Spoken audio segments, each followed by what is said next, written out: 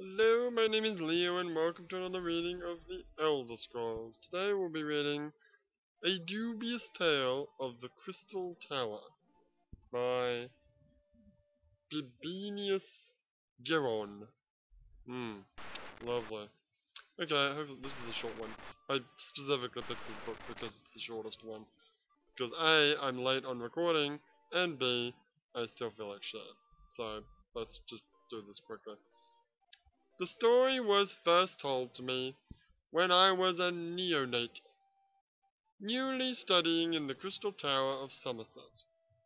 Hey, does that remind anyone of, I don't know, the Mace's Tower in Old Town in Game of Thrones?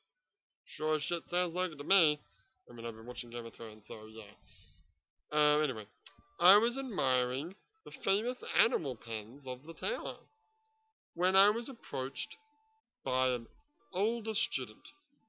The fellow who told me this tale seemed very trustworthy at first, but as the reader will soon discover, the tale is very dubious indeed. Of course, I have told it since to other neonates of the tower in the same spirit. I offer the following for your august consideration, gentle reader. Many, many years back, a talented but poor bard was passing through Somerset looking for work. He could sing, he could dance, he could act, but no one had any use for his performances. The poor bard was, I know this word, I think I've read it before. Lug, come on, you can know it, just give me a second. Lugubrious. I think that's wrong, but whatever, I'll go with that. But he still visited the taverns and palaces day after day, begging for a chance to showcase his talents. One day, dejected from more bad luck, he was approached by a tall elf in a long robe.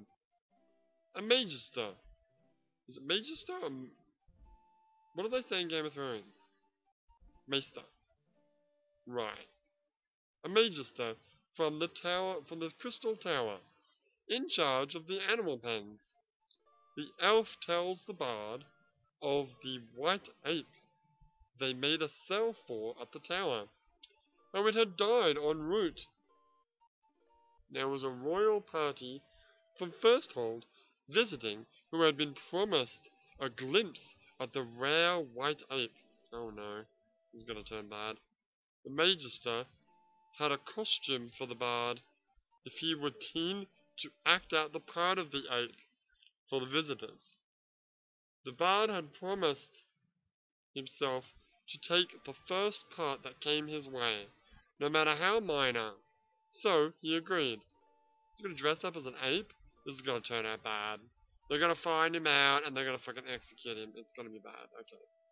The elf promised that the charade would last no longer than a fortnight when the visitors left. A fortnight? Fuck me, dude. For the first several days of the masquerade, the bard did nothing more than sit in the back of the pen.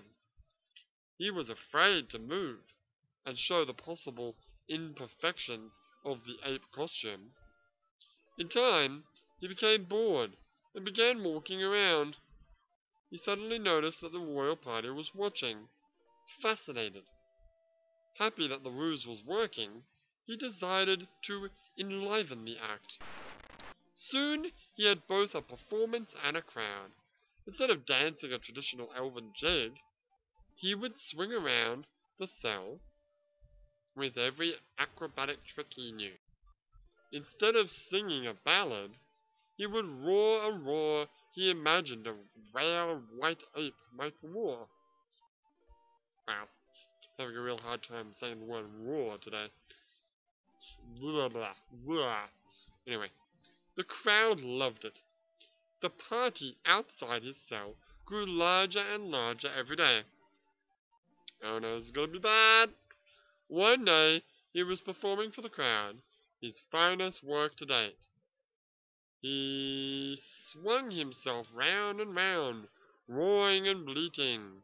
His hand slipped, and he went flying through the bar and into the cell next door. Oh no. Where a snow wolf was in residence. Snow wolf? Oh no. Hackling its back and growling. The snow wolf began to inch towards the bard. Seeing no other way out, the bard screamed, "Help! Help!" The snow wolf whispered, "Shut up, or you'll get us fired!" Oh, okay. So the snow wolf was... What the fuck? Is everyone in the goddamn crystal... All the animals in the crystal town just people dressed up in costumes? Maybe? Sure, whatever. Right, well... Now the book's done, let's do our resting for the day. Prayers. Bada bing bada boom. There's a very real chance we'll get that last letter today. Oh yeah, I forgot. I looked it up since the last episode because I was wondering. Wait a minute. There's 2 more kingdoms, but there's only 1 more letter to go. That is because. Oh, no one's here. No one's attacking me. Well, I mean, fuck. Look at all the dead bodies. Well, yeah, you're right. That is because the final letter is from Wayrest. No, not Wayrest. God, what's the name of the place? Sentinel, thank you. And Daggerfall doesn't send a letter because we actually took the totem from Sentinel. So King Gothred is really pissed. So he's supposed to send me soldiers out to kill me, but I do believe these soldiers, all those shirtless assholes that what's the guy's name again? Yeah, it's irrelevant. Alright, well, we're clearly not getting anything today. Nope. And my man. Alright, well, we'll keep going. And we'll read another book tomorrow.